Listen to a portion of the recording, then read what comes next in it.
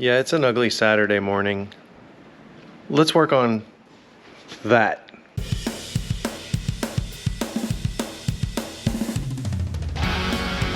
Okay, we're gonna jump forward in time, I guess. I've been working on this thing without turning the camera on. Some of this was really hard to film, and I figured I'd give you an update. So our booster is in, our master for the brakes is in, the reservoir for our clutch master is in, our tick master for the clutch is in, and I've been working on some of the wiring inside. So what I'm doing right now is actually I am depinning or taking apart this. This is the connector for the automatic switch for the parking. So these two wires, the purple and green, are what allows you to start the car, because the car would know that it's in neutral or park. What we're going to do is I'm taking it out of the loom because it needs to go over here. And oh yeah, I got my pedals put in too. So I need to run this over to a switch that goes on the clutch pedal, so that when the clutch pedal's all the way down, these two wires are joined, and then it knows that we're okay to start the car. Some people just jump these together. I don't like to be able to start the car when it's not in neutral or with the clutch in, because that's dangerous. The other ones, these two, the orange and the brown or black, I'm supposed to join those together. That is going to allow us to use our hatch switch, which I don't seem to be able to get that working. I'm not sure what's up with that. And then these two wires, when these are joined together, the reverse lights come on. And so what we're going to do is we're actually going to run this wire, we're going to wrap this up real nice, run it through this grommet, and then I have a pigtail that plugs into the transmission. So when this car is in reverse, it will send the signal through here and turn our reverse lights on. So I'm just kind of running through getting some of this stuff done. It's not super exciting to show you the process. I'd have to time lapse a lot of it. And honestly, I was up under here putting all the stuff in for 3 hours, and I was in no mood to try and film that. So hopefully you can understand. But we are pretty close to getting ready to put the carpet in, and I'm excited about that. I do have this gauge pod out, the radio pod, because I've got a new one, and I wanted to get this, which is a I guess it's an inertia switch for the airbags, which we deleted the airbags because I don't think 30-year-old airbags are really going to protect me. So that's where we are. This grommet here that used to be for the automatic cable, the shifter cable, I'm just going to poke a little hole in there. We're going to run these through, and then we're going to attach that pigtail. And once that's done, the reverse lights will work. And then once I can hook this up, we'll have that set. And then there's a relay right there. I need to bypass that relay. That's the starter enable relay. So the green and the yellow wires need to be joined together.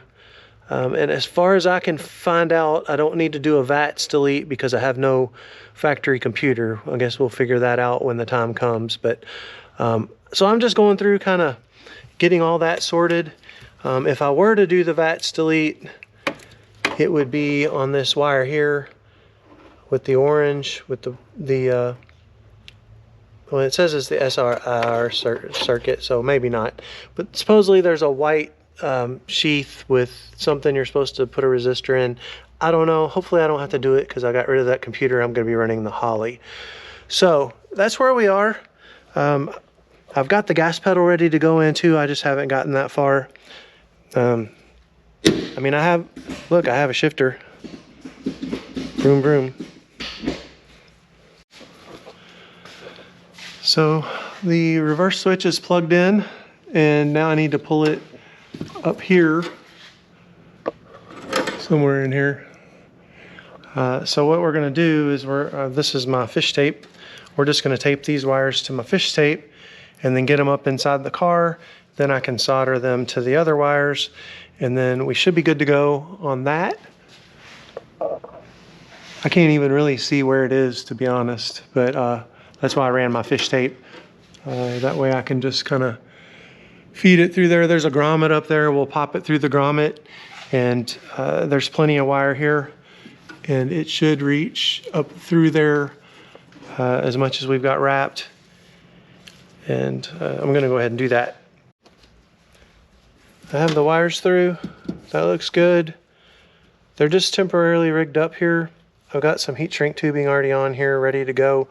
I'm gonna go ahead and test this first and just make sure when I put it in reverse that the reverse lights come on. Let me stick you behind here and you tell me. All right, I know the brake lights are on, the switch isn't in there yet. We'll fix that later. Let's see if this works.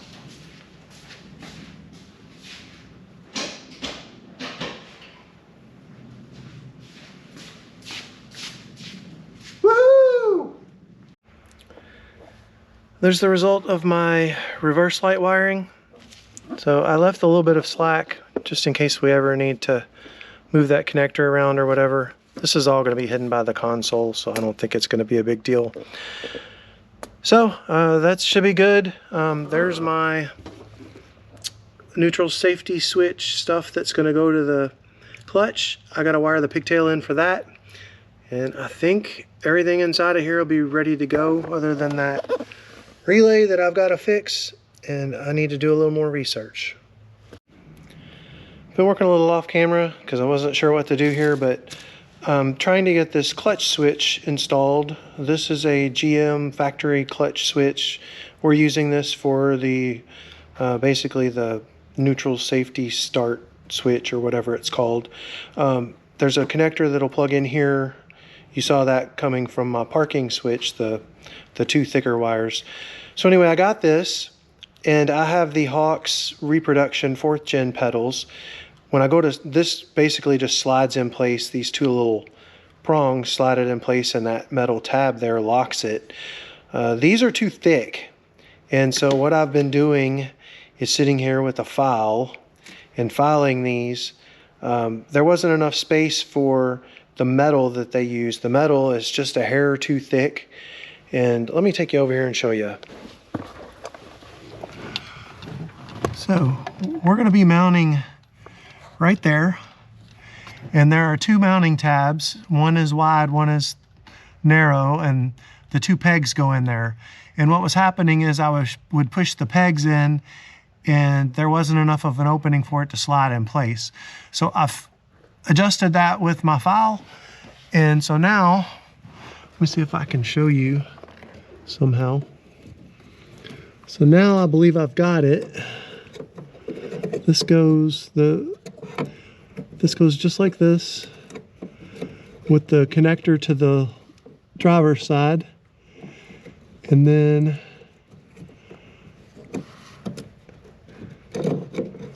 this is really hard to do one-handed. All right, so then that should just slide down in place, and there we go.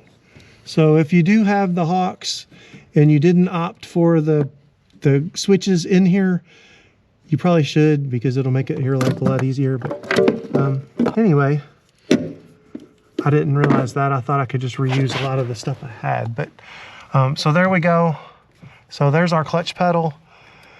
You see how that contacts that switch, and that closes it so that we can start the car.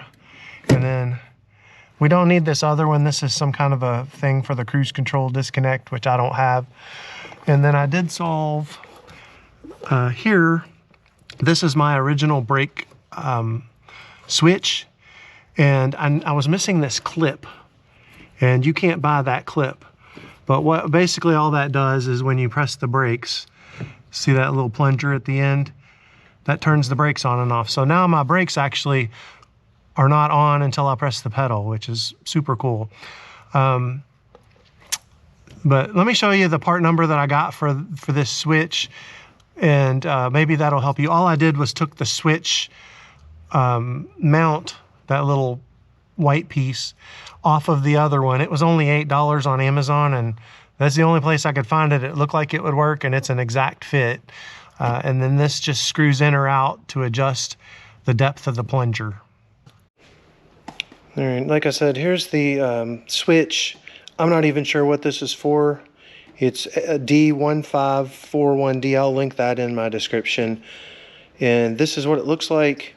It said it didn't fit a 99 Firebird either, so I don't know what it's for, but it did have the actual clip on here that I just showed you, and so we don't need this part. I'm going to save it in case I ever need it, but I did need the other piece, and for $8 it was worth it, so that might help you too. Okay, I'm still laying under this darn dashboard. Starter enable relay. This just pulls off of this on my 92 Firebird. It's right hanging out here. So there's a green wire and a yellow wire, and I need to basically jump those together. That will enable the starter to crank over whenever I click the key, because I no longer have a computer to tell the theft protection to let that happen. So I need to figure out how I can put something in there, a spade terminal or whatever, and we'll enable those two wires. We'll just kind of bypass this relay altogether. I got in my clutch safety switch from Hawks. We're going to wire that in so that when we go to crank our car to start it, we have to have the clutch pushed in. That was the green and the purple wires. Let's go look. Okay, so we're going to wire these purple to purple and yellow to green. The polarity on this doesn't matter. They just need to be a closed circuit in order to crank the car. So I'm going to get my soldering stuff over here. We're going to put some heat shrink tubing on these and solder them, and then we'll be able to plug that into the clutch pedal switch that we put in, and that will be done. There is my completed splice. Now I just need to route that underneath the column to the clutch pedal, and then our safety switch will be installed. Then we can double check to make sure that when we push in the clutch and we crank, that we get 12 volts. So I'm working on the fuel stuff still. I'm kind of bouncing around just to whatever small things I can tackle while I have limited time in here. This is the old fuel sending unit out of the 92, and you can see, if you remember, somebody had hacked this all up to put I guess a fairly new fuel pump in it. We've taken this out. I have an Aeromotive 340 stealth unit in there, but I do want this connector because that will give us power or a signal to the gas gauge so that I can tell how much gas is in there. So we're going to actually take this off and just cut these wires back. And the only wire that I actually need is the purple one. That is the sending unit wire. And what we're going to do is go ahead and plug this back into the factory connector, and then connect the purple wire to the sending unit stud or whatever on the Aeromotive unit, and that'll give us our signal. So we're gonna go ahead and snip this off. I'm gonna clean this up a little. I think I'm gonna wrap it with some other tape because I hate the way this looks, and put this in the car.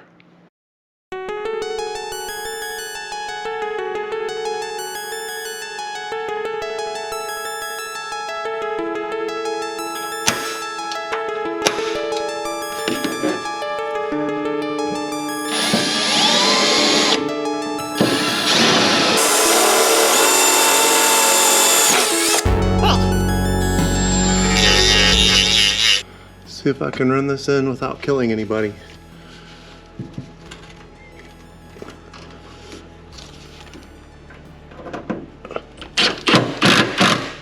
All right, that's in. We're good with that because I can leave that on the car and disconnect on the other end if I need to take the fuel pump out. So we won't need to touch that. It's not in the way of anything. I think we'll call that good. I'm gonna go ahead and get this headliner out because I want to put the carpet in, and I'd like to put my new seat belts in, and I need to recover the headliner. So let's go ahead and get this out, and then we're going to drop the carpet in and probably put the new seat belts in as well.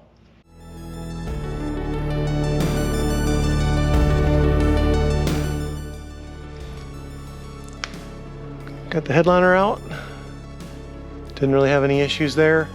Gonna go ahead and pull these seat belts out of the way, and that will give us access to the hinge bolts for the hatch, which needs to be adjusted at some point. And so we're gonna go ahead and hopefully take these out without breaking anything.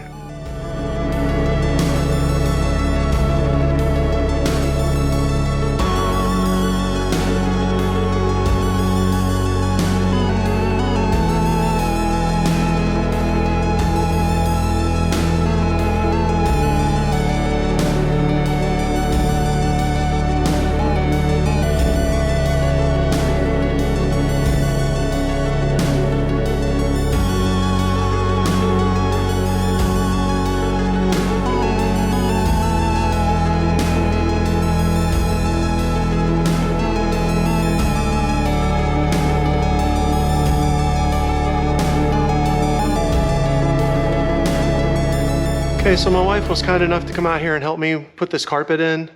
I say in, actually it's in. I've started trimming. So we got this all trimmed here, trimmed over there. I still need to trim along here. And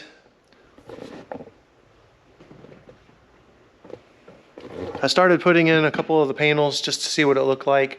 I'm gonna have to do some more trimming. And then I have taken out the seat belts in the rear, and this carpet is actually for like an 82 to 84. So I may have to do a little patching where the seat belts used to go to cover that up. And then I took out my rear seat. There's a piece that goes there. And so I need to put some padding or something in there so that looks proper. But all in all, the carpet fits great. I had to do a lot of trimming right up here in the console area to get it to go all the way forward, but you can see I didn't make any mistakes, and I think it looks fantastic. So we're just going to keep working on this, and hopefully soon I'll have all of the interior pieces set in here, the trim pieces along here, and I can go ahead and put the seat belts in, which will be fantastic. The seats are actually at the upholsterers now getting done. I don't know how long it'll be, but hopefully I'll have them back fairly soon, and I can show you what those look like too. So I'm going to go ahead and end the video here. I am continuing to work on this car, and I've got a lot of content. I just need to sit down and edit the rest of the videos. I hope you'll stick around. Make sure you subscribe to my channel for the rest of the updates. I've also got the Focus coming back in a couple days, and we're going to be working on that. I hope you like the content. We'll see you on the next one.